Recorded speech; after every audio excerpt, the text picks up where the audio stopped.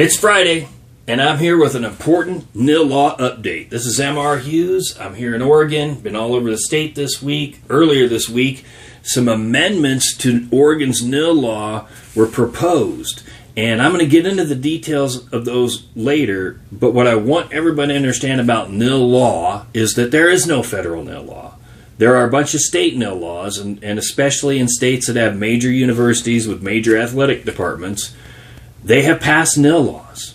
Now, understand with NIL law, with any law, if you want to understand why it's passed, you have to follow the money. Okay?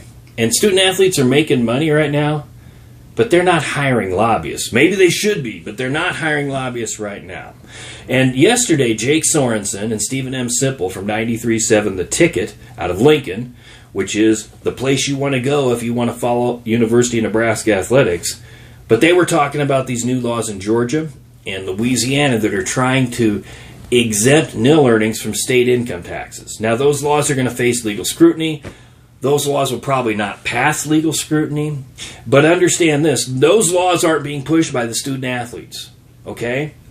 Those laws, if you read any of these NIL laws, even the most recent proposed amendment in Oregon, it's pretty easy to see whose lobbyists are pushing for these changes of these laws, right?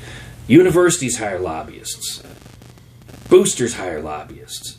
These are the people behind these NIL laws. So when you see some of these ridiculous NIL laws, like they're trying to exempt income tax, state income tax, don't get mad at the student athletes. Get mad at the boosters and the schools and the politicians who are trying to push this stuff through just so they can create a recruiting advantage in their own state.